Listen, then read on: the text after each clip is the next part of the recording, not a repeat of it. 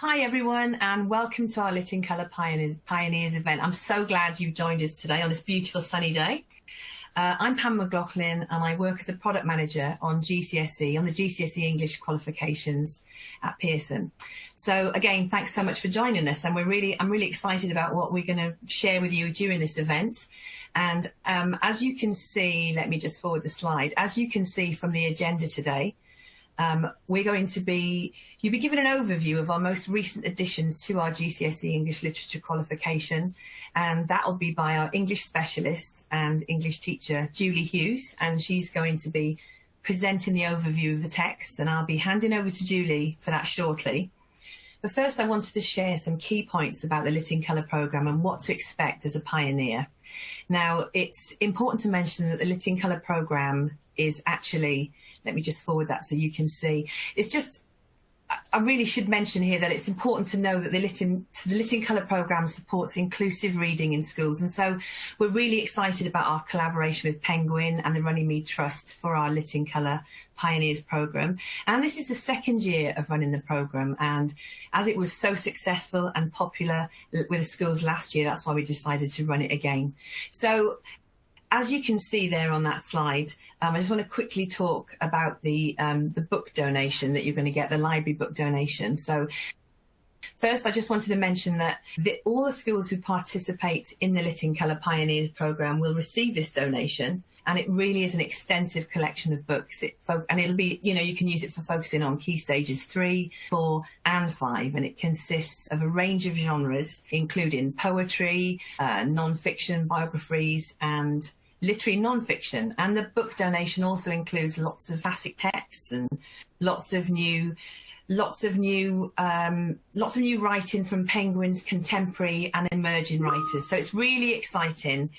And as you're all English teachers, and I was an English teacher myself up until I joined Pearson, I don't think it's too much of a generalisation when I say that we all love books, and the thought of free books can encourage and inspire our learners to read in class and hopefully for pleasure.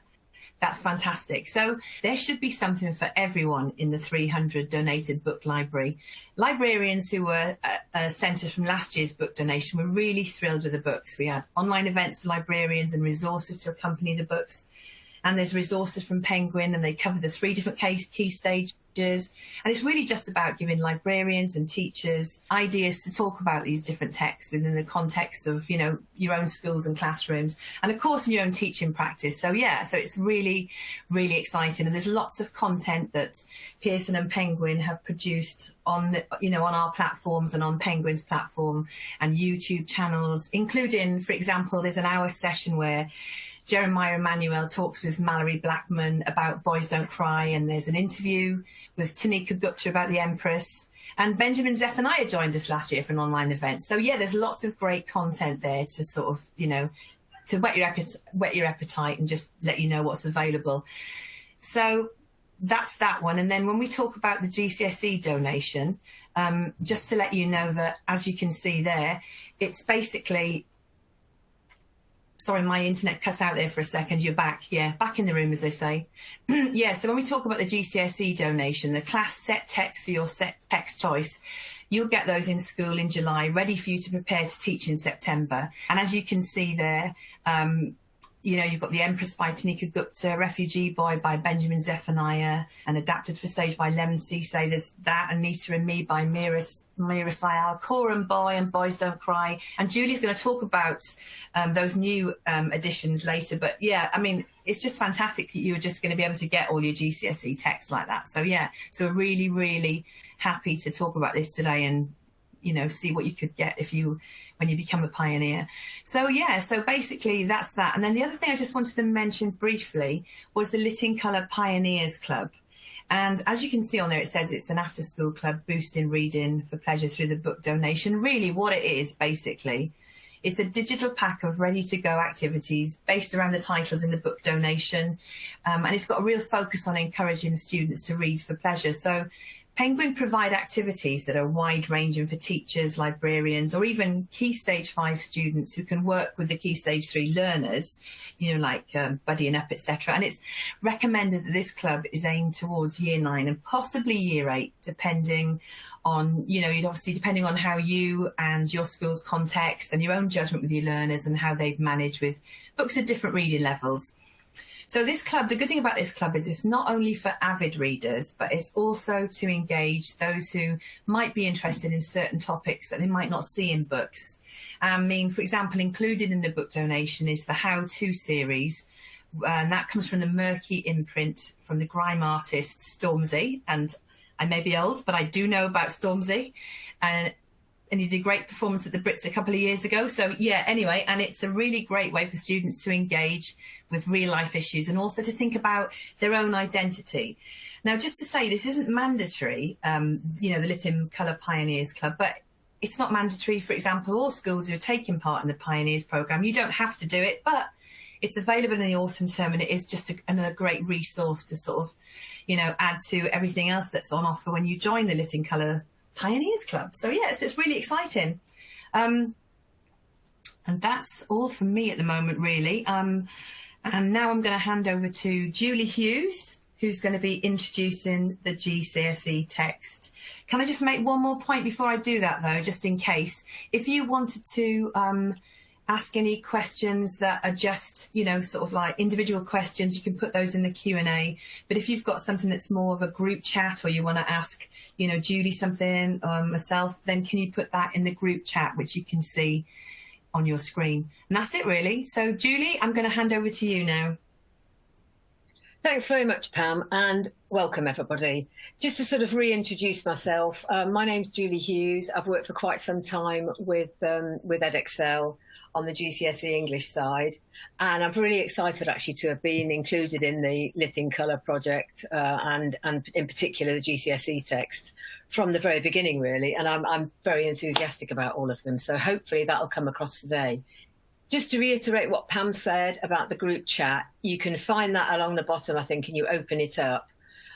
In there, I'd like your comments on what I'm saying. I'd like you to make suggestions. I'd like you to ask questions that you know, of what I'm saying. If you've got an individual question about how Lit in Colour will work for you as an individual school, then pop that in the actual Q&A box. I'm not monitoring that one. I've got Pam and Liz Slade from Pearson in the background who are monitoring the Q&A.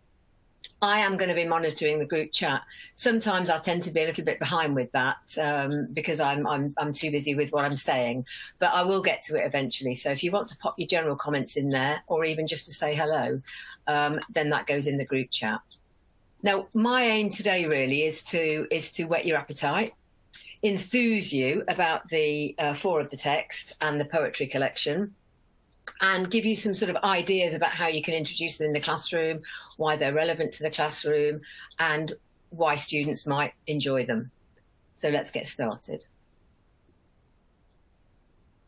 Big questions, that's my first sort of idea. I've started using big questions when introducing texts, and indeed for individual lessons. I started doing this a couple of years ago, and I found it to be very successful. Now, what I've done there is just to give you a couple of the big questions that are relevant to the text I'm going to talk about today. And for instance, obviously we've got the Mallory Blackman text, Boys Don't Cry. So should boys cry is sort of one of the you know, big questions raised by that text. We've got things like who should decide how children are raised? That's kind of raised in one of the other texts as well, and that's an interesting one to ask in the classroom. What constitutes a perfect family? That's a very, obviously quite sensitive, but it's a very sort of interesting question today, really. It's certainly very different to what a family was expected to be when I was growing up. Then we've got sort of wider societal questions like how do we treat outsiders? And obviously that's very, very relevant in the, you know, current events with what's going on in the world, as is who am I, where do I come from, and how do I fit in? And we've got a couple of texts that sort of directly relate to, you know, current issues of immigration, of refugees, of identity, of belonging. And we've also got, you know, intriguing questions like, are we responsible for the sins of our fathers, sort of crops up in one of the texts. Which is most important, maths or music? That was an interesting question I asked in the classroom recently, actually. And the answers varied, but I rather hoped they'd tell me that English was the most important, but they didn't. Whose responsibility is knife crime?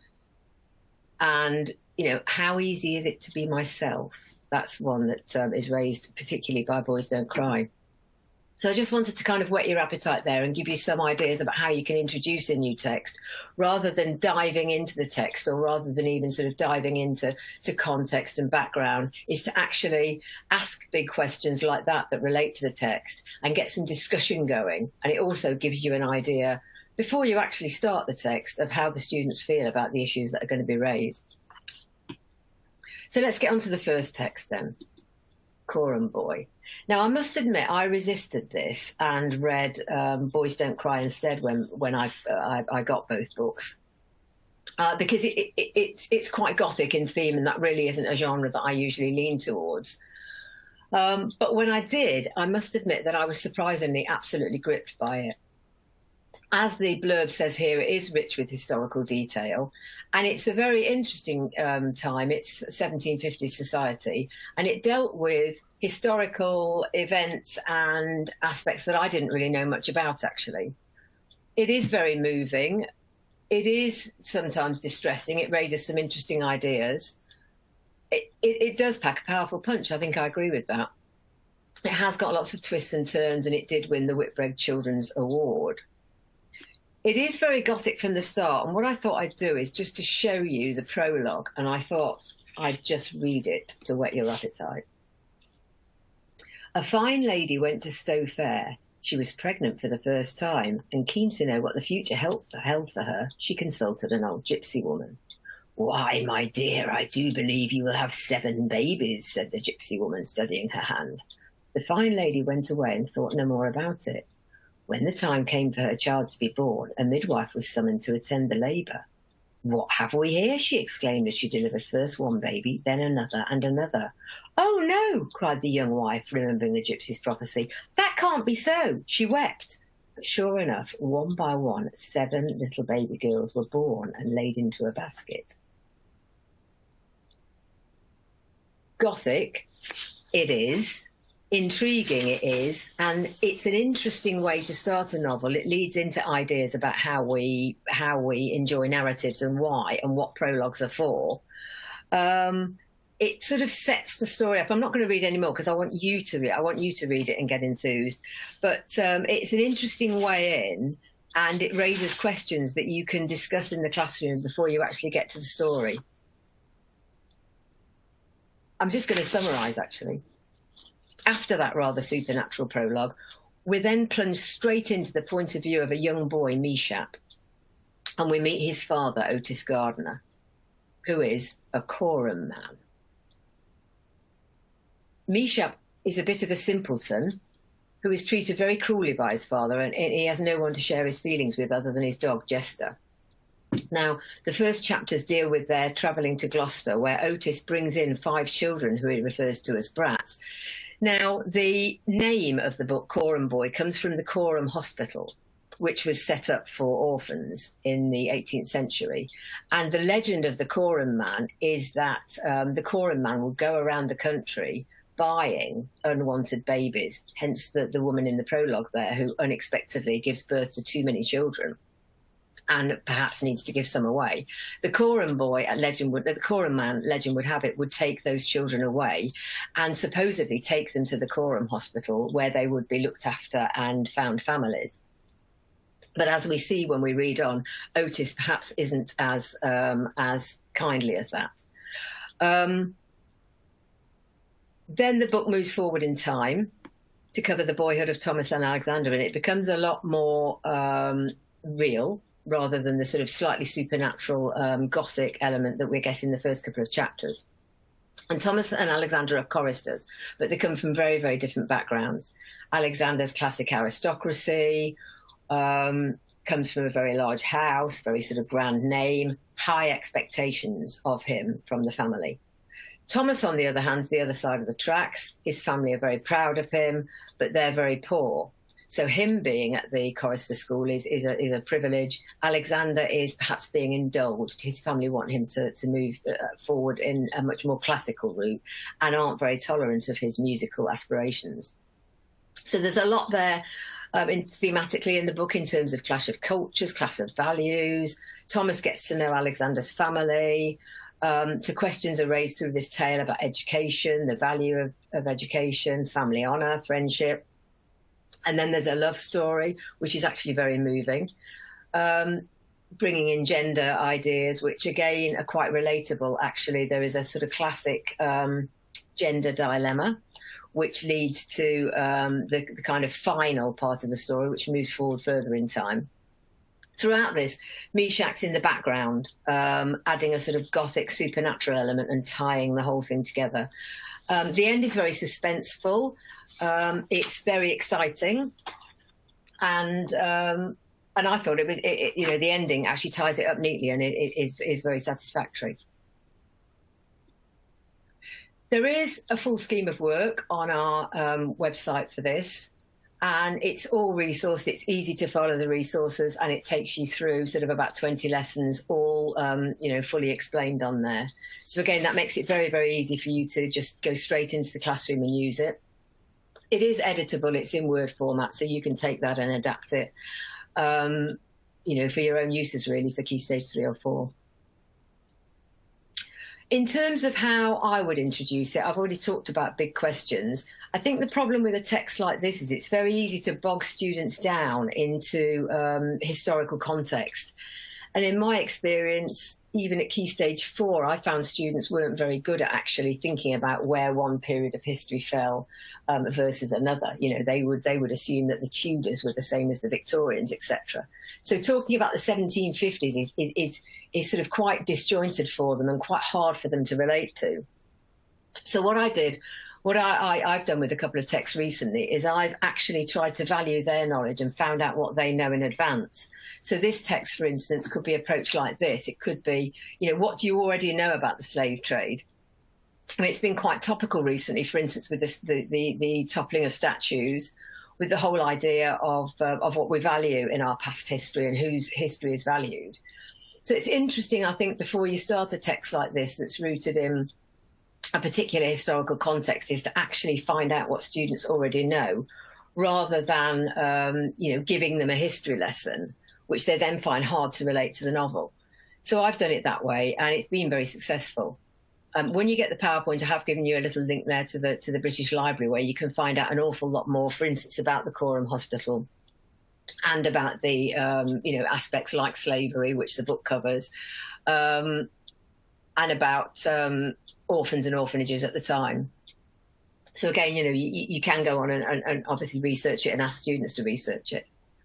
But another way in, again, rather than bogging them down in context, is to actually wait for the novel to teach them certain things and cover it as and when it crops up. I've done that recently rather than front-ending context, and it's been very successful. For instance, here's another extract from the book, and I have used this as a standalone extract in the classroom in terms of what we can learn from texts and looking at what questions it raises. So here, Toby had been wet nursed and fostered by old Benjamin's daughter Mary, and they all lived with Cobbler Jack. Old Benjamin was a freed slave who worked for Cobbler Jack, making shoes for the Coram children, and was so old that his black hair was like silver ash. But my mummy is in America, Toby told Aaron with awe. Where's America? Aaron had asked. It's far, far away over another dark green ocean. Now, interesting here, that raises lots of questions. The students will want to know what wet nursing is. And again, that just the concept of wet nursing gives them an in into the difference between sort of the classes at the time. Again, the idea of freed slaves, they might not be aware of the concept of freed slaves, or indeed the fact that we even had any dealings with slavery in this country. The idea of there actually being black people in this country in the 1750s as well. And I love the idea of America being this mystical land that's far, far away over a dark green ocean. So again, it raises lots of questions there, and I think it's a really interesting way into the text, rather than just sort of diving into context and perhaps giving them too much to carry in their heads while they're enjoying the story. And another thing, we've got resources for all of these texts. There's a full knowledge organiser, again, available on our website. That's useful both for you and for students. I tend to use knowledge organisers quite sparingly with students. I might give them a blank one and ask them to, you know, fill it in, give them sort of 10 minutes in a lesson as a revision activity. But it's certainly very useful as an aid memoir for you in the classroom to make sure you've covered all relevant aspects of it, or as a sort of background and framework for you to plan a scheme of work or activities when you're reading it. So hopefully that's given you a good intro into Coram Boy. As I say, I enjoyed it way more than I expected. It wasn't my usual genre. I got swept away with the love story, actually, I've got to admit. But it was very interesting in terms of what I learned about the slave trade and attitudes to it at the time. It's very, very well researched, and the story, you know, works very well, builds to a wonderful climax, and is very sort of satisfactory in the end. I won't give you any more clues than that. But as a link to the next book, I will say that there is one of the classic female dilemmas in it with the love story element, which leads me into Boys Don't Cry, which again has issues of gender in it. And what I wanted to show you before I actually get into giving you an intro into this book, it's obviously Mallory Blackman, who I'm sure you'll be very aware with, who wrote the Noughts and Crosses series. I want to show you a different cover. Now, that one is the one that you'll be getting, but here's another cover, and I prefer this cover in terms of in the classroom as an introduction. I possibly wouldn't show the one that is shown on the screen now to start with. I might, as an intro, show this cover and just ask them to think about what the title suggests to them. And maybe I could ask you now, actually, if you've got any thoughts about here. We've got sort of a teardrop with some links either side.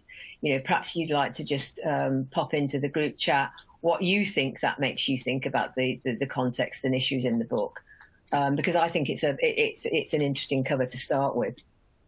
Particularly as what Mallory Blackman wanted to do is she said she wanted to show black children just getting on with their lives, having adventures and solving their dilemmas, like the characters in all the books I read as a child. And she actually said that what she'd noticed in her reading was that in the books she'd grown up with, nobody ever said that somebody was white. It was assumed, taken for granted. So in fact, one of the great things about this novel is ethnicity is not really in the forefront, and it isn't actually until you get sort of 3/4 of the way through the book that you find out the ethnicity of the main family in it, which I think is amazing. So if anybody does have any thoughts about that cover, please do get chatting in the group chat, or anything that I've said so far. You know, please do put your comments in. It'd be really interesting to know what you think of the book and what I've said so far. In terms of themes, then, what we've got here are tolerance of various issues, anger, masculinity, family, fatherhood, growing up. So it's very much a sort of coming of age novel. In terms of contextual issues, we've got teenage pregnancy, we've got homophobia, the welfare state, single-parent families, gender roles. Some of those are handled in a very bold way. It's certainly very relatable. And I think what I loved about it most was that it really doesn't indulge in lazy stereotypes, which I think is absolutely fantastic. It opens, for instance, with an image of an aspirational teenage boy nervously awaiting his A-level results. So again, many books, I think, that attempt to sort of grip a teenage reader will often start with perhaps somebody who is doing something more exciting than that. It's certainly not sort of something that many students would regard as an exciting opening. You know, what point in your life is the most exciting? Oh, it was when I was waiting for my A-level results. But you find out during that opening that he's from a single parent family, and the implication or reading between the lines, that you find out that he wants his father's approval and perhaps doesn't get it. So you set that up, and you're thinking that the knock on the door is going to be the A-level results, and he's going to have failed and disappointed his father, and then what will he do with his life? But no, his ex-girlfriend turns up with a child in tow, and they chat, and he wonders why she's there, and he talks about his A-level results, and she says, "Oh, you'll do fine," etc., etc. It's all a sort of a nervous, awkward, why are they there conversation, and then she informs him that he's a daddy, he's the father of the child, which is one wham. And then the next one is she leaves the baby with him, which is very unexpected. And that sets up sort of the premise of the rest of the book. And the story going forward is how he copes with that against peer pressure. So we meet his friends, and he goes for sort of a celebration of getting his A-level results. I won't tell you what his A-level results are. They do crop up in the book. Family pressure. Now, the single-parent family that he comes from is father-led, which again is interesting. So it's a kind of, again, reversal. So we've got that aspirational young man who's got a great future ahead of him, and it suddenly collapses. We've got a girl who leaves the child rather than the sort of classic scenario, which is a girl being left with a child and the boyfriend not being interested. He obviously faces family pressure, his own internal angst and bitterness about what's happened to him. And then interestingly, set against this is a parallel tale. So we've got dual narration here. Some of the chapters are Dante, and then some of the chapters are Adam, his brother. And he's, again, a sort of atypical character in that he's gay and quite comfortable himself with that. And it's Dante who's the main, I hesitate to use the word hero, but the main protagonist of the book, who is uncomfortable with his brother. So again, you've got that. The first hint of homophobia in the book is not from the outside world, which you would expect, but it's actually from his internal family, which is interesting. And Adam is unwell and is resisting going to the hospital with his father. But we have that story running alongside Dante's story. So how is Dante coping with single parenthood, and how is his brother, who deals with a relationship, his first love, and then he deals with rejection and the homophobia. So the story, again, builds to a climax. And within that, we have, all the issues of how society regards, a teenage father, the prejudice he comes up against, and, the expectations, how his father reacts to it, which is again, quite unusual.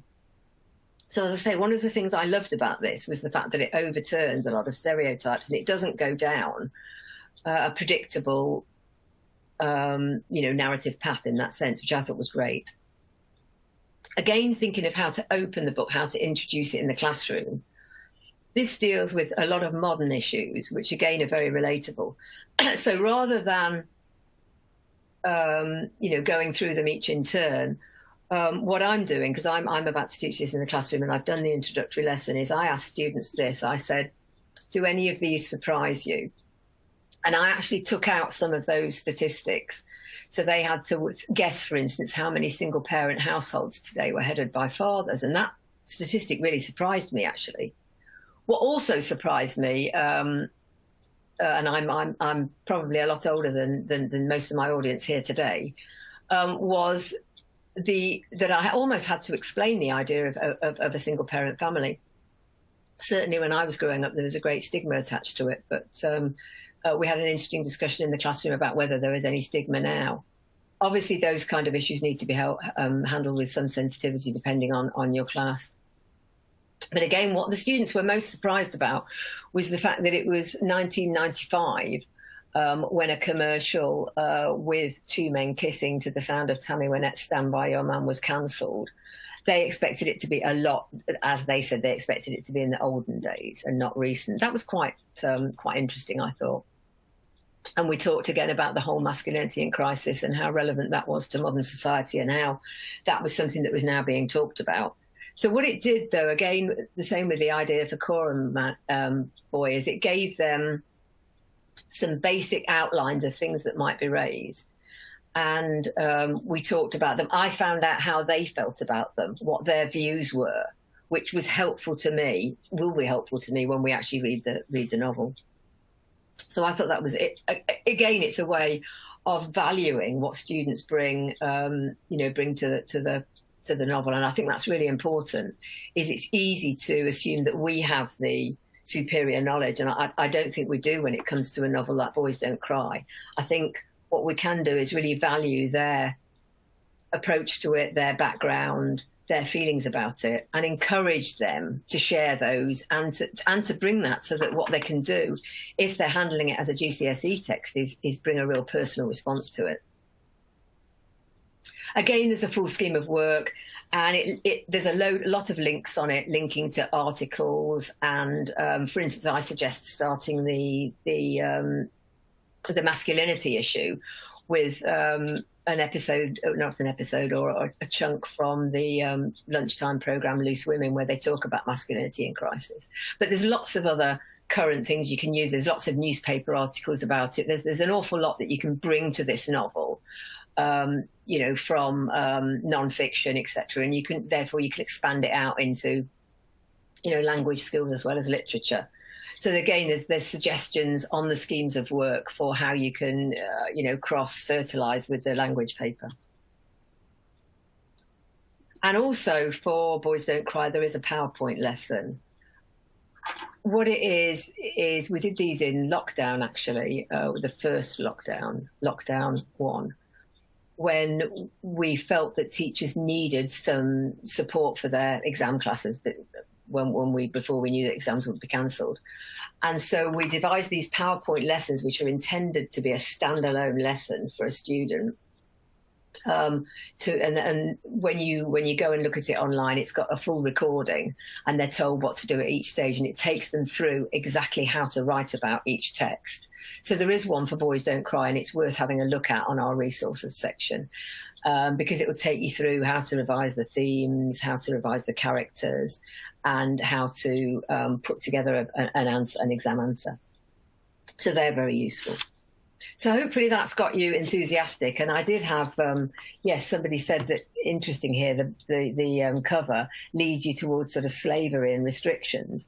I think it's intended to be the chains of masculinity, actually, but it does lead you more down the sort of slavery idea. Maybe that's it. Men are slaves to their lack of emotion. Okay, so moving away from the novels then into the drama texts. And again, please do put any comments you've got in the group chat. It'd be really interesting to know what you think of it, what you think of the text so far. So please do add your own ideas at any point. Refugee Boy, adapted from the book by Zephaniah by Lem Sissay. It's brilliant. I'm going to just read you a little summary here.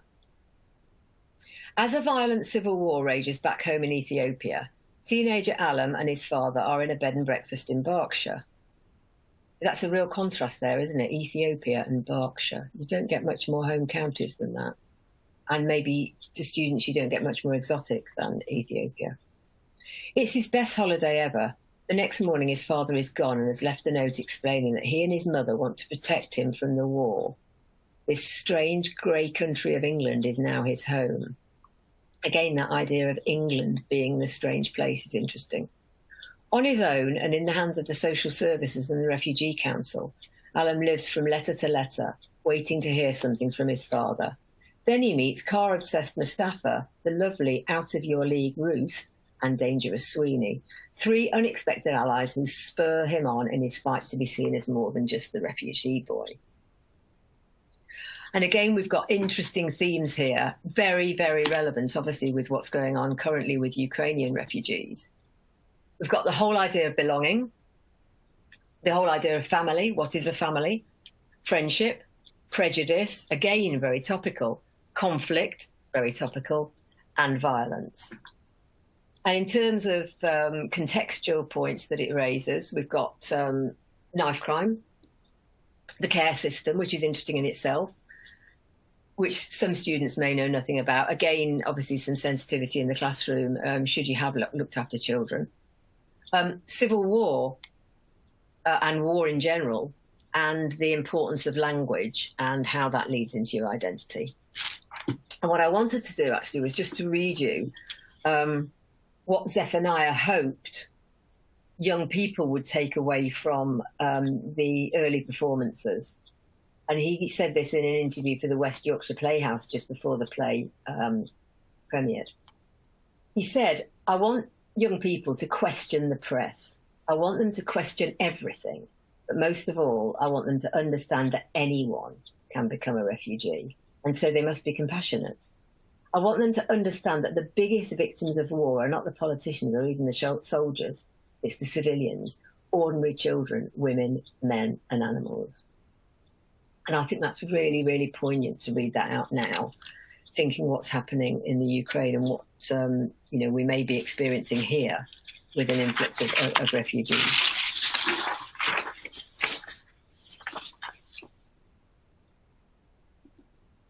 Again, another way in is to think about what concepts it covers, rather than front loading. Again, rather than giving a history lesson or a lesson about immigration, is to value what students think. Now, they will have ideas about those. They may struggle on Ethiopia, but they've probably got ideas about prejudice. They've probably got ideas about refugees.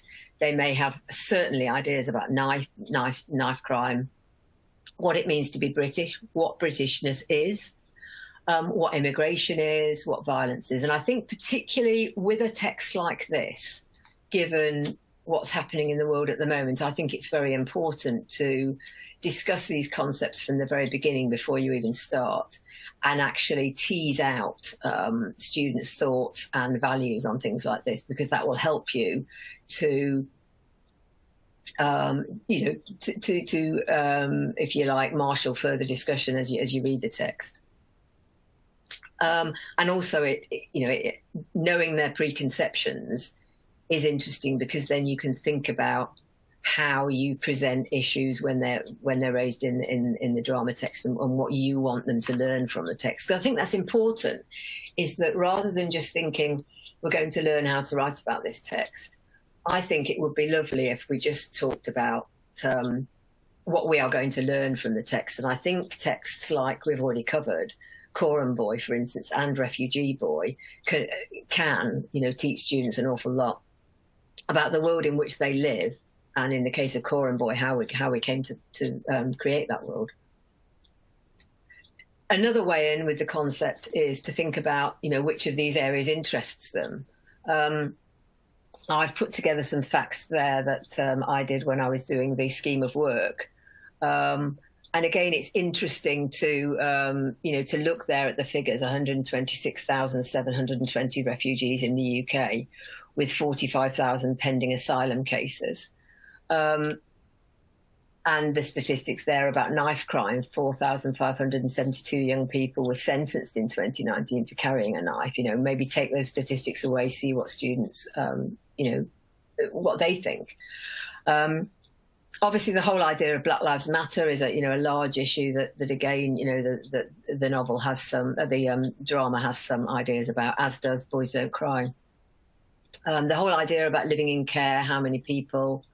So again, lots of areas there. And if they're interested, maybe they could go and research further. I think sometimes there's a danger in sort of go and research the context too, because I found that students just dump, Wikipedia out, which is a problem. I think giving them some basic facts like that and asking them what they're interested in, what they'd like to know more about, and then applying those. I sometimes give them a grid like that to stick in the front of their books. And then I say to them, okay, I think there's some interesting contextual points being raised by this page. Would you like to look at your grid and see which you can make a link to? So they're actively making the links rather than me, forcing the links upon them. And I found that come up then with much more interesting links, and they're much more able to say, I think the writer here is challenging or highlighting, for instance. And so I found that much more useful. What's brilliant about the new text here is that there's a direct link between particularly Refugee Boy and a couple of the poems in the anthology, particularly, for instance, We Refugees by Zephaniah himself, which is about the experience of refugees and who can be a refugee. There's several others there, Jamaican British as well, and the poem Us, that deal directly, and My Mother's Kitchen. And in fact, there's obviously quite a few in the Belonging collection that deal with the whole idea of identity, with prejudice, with refugees, with belonging. So again, there's a big crossover there. If you were to do one of these texts and poems from the anthology, you could teach them along side by side, and looking at the different viewpoints will be very interesting to see whether, in fact, most of the immigrant or sort of non-white writers come from the same perspective. Will be really interesting. You're very quiet so far, and I'm just here rabbiting on. I do hope everybody in the background is enjoying it, and actually I'm enthusing you about the text. I do hope so, because now I'm going to go on to the Empress, which may well be the one which is furthest outside of your students' experience. It brings a hidden part of British history gloriously to life, and I think it does. It deals with something that we might be familiar with in its basics, which is the British Empire. I think the British Empire, if the students have any knowledge of it, and indeed possibly most people have any knowledge of it, it will be from a very British-centric point of view. It will be what the empire meant to us, how we lost it, what we did, but not necessarily the experience of other people within the empire. And this play very definitely turns it on its head. So it is very much about the experience of Asians in Britain. And I think it's interesting because obviously it deals with the 19th century. And I don't think many students will have much experience or much knowledge of the fact that, immigration didn't start in the 20th century. Obviously in Refugee Boy, that is about the sort of modern refugee immigration experience, whereas this is very much dealing with a part of immigration that we aren't very familiar with. So I certainly found it very interesting from that point of view. It deals with the Golden Jubilee, which is way, way back, because obviously it's not the current Queen, it's Victoria. The first Asian MP, again, interesting. If you were to ask them, when was the first Asian MP elected? Interesting. Further away than they thought. Queen Victoria and Abdul. So it is actually based on fact, on real events. Ayahs, i.e. nurses, and their treatment. So if I just read you the little summary, it's 1887, Queen Victoria's Golden Jubilee. At Tilbury Docks, Rani Das and Abdul Karim step ashore after the long voyage from India. One has to battle a society that deems her a second-class citizen. The other forges an astonishing entanglement with the aging Queen, who finds herself enchanted by stories of an India she rules but has never seen. She never went there. Again, that's interesting, isn't it? That Victoria presided over this massive empire but didn't go there. And it just made me think of that today when I was looking at the news, and I noticed that William and Catherine are out there now sort of shoring up what's left of the Commonwealth. And I thought it was kind of an interesting parallel, that Queen Victoria ruled over it all but didn't actually go. And this blends the true story of Queen Victoria's real relationship with Abdul Karim with the experiences of the Indian Ayahs who came to Britain during the 19th century. And, it brings it really gloriously to life. And it is fantastic. It's a very hidden part of history, and it's something that students won't really have had much experience with. And it has got some fantastic characters in. So one way into this, and it's a way I really like to do, is before getting sort of into the story, or again, even getting bogged down in the history, is to give them a cast list and to say to them, you know, what do you know about any of those characters? What do they make you think of?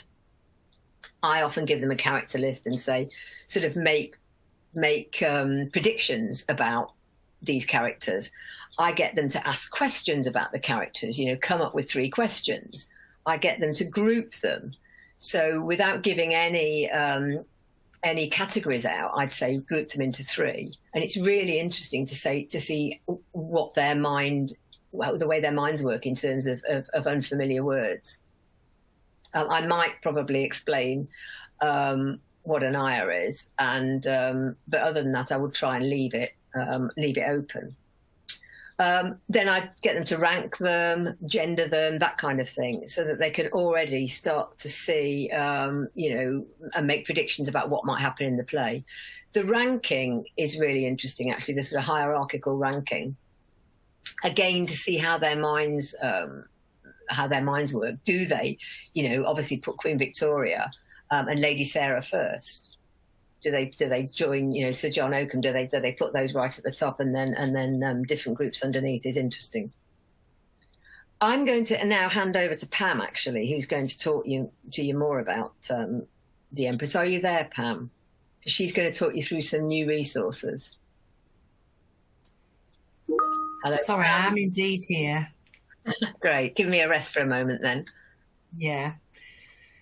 So yeah, let me just check. I've got the group chat in the way there. Let me just move it so I can see. Yes, that's it. So just for those of you who are interested in the Empress, and as Julie's been explaining it, it just reminded me when I've read the play myself how amazing it is, and you know, the richness of what you can gain from teaching it to your students, or you know, your learners going through it with you, etc., etc. But it's just a great text. And so launching in May, this is quite exciting. We're collaborating with the RSC, so that's very exciting. And we're going to have they're creating for us some resources, which will include a teaching pack and resources to go with it. Including things like an interview with Tanika Gupta. So there's videos as well in there, interview with director Emma Rice, and then some RSC practitioner interviews, you know, the actors, talking about different aspects of the play. I mean, you know, what it's like, for example, with directors, the choices of where they put people on stage at different aspects of the play, different scenes. I mean, I know when I read it myself, there's a few scenes in there that are, you know, there's 2 scenes on stage, split stage, 2 scenes at the same time. So that's the sort of thing they'll, you know, there'll be photographs of there that you can talk to students with, you know, like, why is that character there? Why did they put that character there? Or, you know, that kind of thing. So, yeah, so that's really exciting. Lots of resources there that hopefully will help you to, you know, just enhance your teaching of the Empress. That's it, really. Thanks, Pam. While you're on, what I loved about this, was... we classically see, and maybe this is something that the students wouldn't know so well, but we classically associate the Victorian era with the repression. And I think, again, that you know, it's interesting if they also obviously need to do a 19th century text. But what's interesting is we see, you know, I've grown up with that idea of, you know, even the covering up of suggestive table and chair legs, that kind of thing, as the Victorian era. But what's interesting is that Victoria and Lady Sarah have an exchange in the play about the fact that Abdul obviously has more than one wife. Mm-hmm. And I think Victoria asks Lady Sarah what the wife looks like. So interestingly, Victoria doesn't meet the wife, and Lady Sarah tells her she's fat, a delicate shade of chocolate and gorgeously attired, etc., etc. And that the wife has been going to the doctor. But when they get to the doctor, it's a different woman each time. Yes, and Victoria actually says that is Abdul's business, not ours. We do not interrogate him on his private affairs. So it's kind of, it reverses your traditional idea of Victoria as being somebody who sort of couldn't handle that side of it, which I think is quite interesting. Yeah, and I mean, it's so interesting. Sorry, go on. No, you go on, yeah. No, I was going to say, it is so interesting that when you mentioned it earlier on about the politicians, etc., or, you know, the blending of reality and, you know, the storyline, it's just so cleverly written the way it's been written. It's just, it's a pleasure, isn't it, to I mean, it is, to read it. Yes, absolutely, yeah. What were you going to say? Sorry, I was just going to say that Victoria at one point says, we are not blind to injustices. Our Christian beliefs are intended to spread harmony throughout the empire. Again, that really struck me in terms of contextually, did we? It pains us causing death and destruction in subjugating people. But that whole idea of how moral, the sort of morals and ethical side of the sort of British Empire, I think is really interesting there. And there's a lot to be, there's a lot to be covered. I thought it was fascinating, actually, absolutely fascinating. And again, I'm glad I read that. Sorry, go on. It's overlapping. Sorry. No, I'd finished. Go on. No, I was just going to say, and I know Tanika Gupta herself, when she spoke about the play in one of the interviews on our YouTube channel, she was sort of saying, how it kind of brings this whole aspect of, you didn't even know that this, like you mentioned earlier, you didn't even know this was going on, and how people were being treated, and how they had to come to this country, and then they were just arriving as nannies, and they were just, it was just, really interesting, isn't it? And you can imagine teaching, and that would really engage, the young learners, GCSE age learners, whatever. Yeah, it's interesting. I found it interesting because, and this is just from a personal point of view, again, thinking about my own background, is my father was in the Air Force. We lived in Singapore until I was 5, and I had an Asian nurse provided by the RAF, actually. So it was quite interesting for me to read it, and quite a kind of sort of, well, I don't know, a chilling moment, I think, actually, to think that obviously that even I know it was a while ago, but even to think that in my lifetime it had been the habit. So I find that quite interesting. Yeah. Okay, thanks, Pam. Okay. Hopefully everybody's enthused about that. I'm going to move on now to the poetry, which is just my final part, and I think I'm doing perfectly for time. Poetry anthology. I can't really enthuse about this enough because I absolutely love it. I've recently completed a project which required me to look at all the poems in detail, and I particularly fell in love with several, but I really, really liked them. I separated them into sort of 4 main categories, and I think it's far wider than just the sort of belonging title suggests, and I think that's what's great about it, is it isn't perhaps as closely linked to one theme as other anthologies are. And I separated them into 4. I put sort of 4 into a kind of identity/belonging category. Then I put 4 into relationships. There's sibling relationships, mother-daughter relationships, and relationships in the community in some of the poems. There's a lot about the natural world, so some romantic poetry, and also some modern poetry, like Island Man, for instance, that deal with our relationship with the natural world and how we belong there. Then I also found several that dealt with the idea of memory, and particularly perhaps memories of childhood, which again, is an interesting theme. So I think that's what's great about it, is it does widen out. The poems do widen out to cover an awful lot of interesting themes. There's also a lot about places as well, different places in the world, and how we relate to them. And I think that's what's fabulous. I just want to look at 2 now, 2 of my favourites. And I know that Pam and Liz won't be surprised at the 2 I pick. But one of my favourites was Peckham Rye Lane. I wasn't aware of it before, but I absolutely love it. And I just wanted to read you the opening, actually, just to whet your appetite for this. Before I do, actually, I just mentioned a little bit about the poet, Amy Blakemore.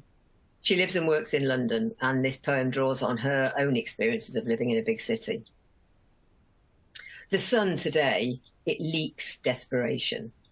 Gunmetal droplets of perspiration gather. I take the bus through Peckham. Knickers lie flaccid in Primark, like salted jellyfish, tentacle pink, grandmother mauve, briny in £2 racks of rainbow. And that's the opening. And it goes on to describe the rest of a bus journey and what the narrator sees from the bus. And it brings in lots of interesting ideas about different cultures, how well they mix. And ends on a view, reference to William Blake, actually, with angels gazing from treetops. It's got some fabulous imagery in. It's beautifully structured. It's got some, I say the imagery is just amazing. That idea of salted jellyfish, tentacle pink. She goes on to talk about wailing children clutching drumsticks like weapons. She calls the pavement gruesome meat. And then she talks of each person as a sturdy hairbrush bristle on the surface of the street. So it really brings alive that kind of hot, busy urban landscape, and is a fabulous metaphor for the way different cultures can coexist in harmony. And I think it's brilliant. There's that one. My other one, and I probably am fondest of this one, is In Wales Wanting to Be Italian by Imtiaz Darka.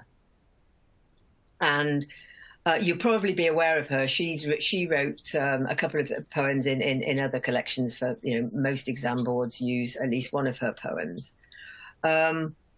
She read this aloud, actually, when I first heard it, and really sort of brought it to life. It's a really cheerful poem. It's really nostalgic, but really fun. So I'll just read you a little bit. Is there a name for that thing you do when you're young? There must be a word for it in some language, probably German, or if not, just asking to be made up. Something like Fremdland ish Gehörenlust, or perhaps Einzumander Hanlang Gorenwunsch. What is it called? Living in Glasgow, dying to be French, dying to shrug and pout and make yourself understood without saying a word. Have you ever felt like that? Being in Bombay, wanting to declare, like Freddie Mercury, that you're often somewhere like Zanzibar? What's it called? Being 16 in Wales, longing to be Italian, to be able to say aloud, without embarrassment, Bella, Bella, lounge by a Vespa with a cigarette hanging out of your mouth, and wear impossibly pointed shoes. I love that. And I've done that in the classroom, actually, not as part of this collection, but as an unseen poem. And when it comes to the made-up words, I found this one of the best poetry activities I've done in the classroom for years, because I asked them, she makes up a couple of words, in response to her question, there must be a word for it in some language, wanting to be something else. And I got students to make up their own words, and what they had to do was to think about pace and rhythm and rhyme in terms of how their made-up word fitted into the end of that stanza. And it was fabulous. The students came up with some great ideas, and they absolutely loved the poem. I'm not sure they quite understood it to the degree I do in terms of looking back nostalgically, thinking what it was like growing up, in Nottingham and wanting to be. I wanted to be American, actually. But the whole idea, I'm not sure they got the whole idea of being somebody else, but they loved the poem, and it's got some great ideas in there. And the final image of wearing impossibly pointed shoes is a fabulous metaphor for not yet being comfortable in your own skin when you're adolescent. So that whole idea of identity and belonging, which was one of the opening big questions I asked you, which relates to this poem, which is, how easy is it to be yourself? And that concludes really my ideas about the new texts. There are resources, and there's a link when you get the PowerPoint to the Edexcel website, which has got everything on there. It's got knowledge organisers, it's got the PowerPoint lessons I talked to you about, it's got the poetry anthology, and all sorts of other things to help you get started. The schemes of work, which exist there certainly for the 4 texts. And as I say, you've got everything there ready to get started. What else do we have in terms of resources? Pam, I'm going to get Pam back on to talk about her podcast in a moment, but there's the useful contact list at the end of the PowerPoint. If you need any further information, your first port of call should be either of those two email addresses. I'm going to just ask Pam to join me back here to explain to you about the podcast and to add anything else that I might have forgotten. But thank you ever so much, everybody, for listening. I hope that I've whet your appetite for dashing out there and reading at least one of the books. I just wanted to point out one more book, and it's not related. It's not one of the ones on the list. But if you want to explore more ideas that Refugee Boy raises, then Len Sisay himself is marvellous. It's called My Name Is Why, and it's about his experience in the care sector. And in terms of looking at sort of non-fiction, it's a fabulous intro to the play, but it's also in its own right worthy of, because he has a fabulous way with language. So I can highly recommend that in terms of the background to that text. Pam, over to you. I was just going to say, you mentioned that. I mean, I remember reading that. Liz and I read that. And it's such a good text, isn't it? It's very moving as well. So very, very. Yeah. And frightening, really, in terms of what it used to be like, actually, in the care sector. Oh, somebody said, help me decide which text to see. Louisa, which text are you going to go for? Please tell me. That's exciting. Pop something in there while Pam's telling you about the podcast, and we'll come back to you. Yeah, no, just to say that the podcast is called The Full English, excuse the pun, and that is available. I've put the link there, but it's available. If you just Google The Full English Podcast Pearson, you'll find it. And there's several episodes on there. There's one about diversity in the classroom. There's in your curriculum. That's with Benny Cara. There's a few others as well, but I won't go on about it now. But just to say, this one that I've highlighted there is the Lit in Colour one with Penguin and Pearson that we did last year. Sort of end of last summer after the Pioneers programme was launched then last year. So yes, if you wanted to ever listen to that to get some more information, please do. We have someone from Penguin on there. I think it's Zahida is on there, Nabajerica, and she was talking about it from the Penguin perspective. Yeah, so it's really interesting if you wanted to hear that. If you get any free time and you just want to listen to a podcast, try it out. Lovely. Louisa's going for Coram Boy. I wonder if you'd just like to pop in there why she decided on that. I'd be really interested to know, actually. But certainly, I think it'll go down brilliantly in the classroom. I think it's got... What I like about Coram Boy, actually, is it really has got something for everybody. Because if you like the sort of gothic mystery style, it's there. If you like historical, it's there. If you like coming-of-age stories, it is. And if you like a love story, it is. In essence, ends up being a love story, which is what appealed to me. But I loved it, so I can actually see why you're going for that. And I think also it's a period of history that isn't particularly well covered, and it enables you to cover so much contextually in terms of the slave trade, in terms of in terms of modern things like the ripping down of statues. It enables you to cover sort of, more modern issues about family, honour, that kind of thing. There's something there for everyone in terms of... Yeah, I was going to say there's something there for everyone in terms of engagement, isn't there? So you can engage everyone with that. I'm sure somebody would find it... everyone would find it interesting in some way. Absolutely. Did we find out in the group chat any answer? Well, she's doing Coram Boy. Didn't say why. If anybody else has chosen, it'd be interesting to know. Otherwise, I think we've come to the end, haven't we, Pam? Really, we've got useful contact there to end with. I was just going to say that it suits our cohort. We love the gothic element as well as covering a wide range of issues. Yeah, brilliant, excellent. Oh, that's a good point. Lovely. Thank you for that. Thank you for sharing that with us. That's really good to hear. Now, I was just going to say that if you want to email us at the litincolor@pearson.com email, you can do. It's usually myself who looks at those. So that's one contact for you. And then, of course, you've got your subject advisor, Claire. So that's all I wanted to say, really. Did you want to say anything else, Julie, about anything? No, I think that's it. Just whatever you do and whatever you choose, give some of the belonging poems a go, because I can highly recommend In Wales Where It Wants to Be Italian and Peckham Rye Lane. And certainly the, We Refugees and Jamaican British are certainly well worth a look as unseen. That's all. Just to say about Jamaican British, we had Raymond Antrobus, the poet, who was at one of our conferences, and he was amazing talking about. So I think that's somewhere on one of our channels as well, where he talks about his inspiration with that poem, etc. Yeah, really interesting. So yeah, that's it really. there is recordings of the poems as well, so you know, you don't have to read them out yourself. I quite like reading poetry out loud to the students, but some people don't, and there are recordings of it. Yeah. Okay, Pam, I think that's about it. Yeah, I just wondered, has anyone got any final questions they wanted to ask us? Put it in the group chat if you do. Julie, thank you so much for doing that. That was great. Hopefully it's inspired. I mean, we've already heard from, is it Louise who was going to do Core and Boy? Yeah. And then, you know, anybody else wants to ask us anything? Now is the chance for the next couple of minutes. That'd be great. Or not. It would be interesting. It would be interesting to see if, and I don't know whether, you know, there are any plans for stage performances of the Empress or Refugee Boy. I don't know actually whether it is being staged anywhere, but that would be interesting. Well, the Empress, I know that's one of the reasons why we're working with the RSC, because there isn't anything at the moment. So we're sort of like trying to see what we can find from a previous production that they did a few years back that they've, you know, they're going to kind of like talk about it from when they've done it before. So, yeah.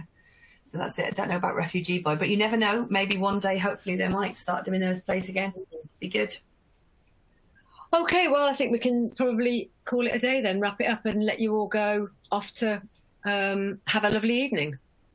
And if it's sunny where you are, you might even be going out in the sunshine for a walk. Who knows? Or have a drink in a beer garden somewhere. Who knows? Absolutely. Thank you, everybody. And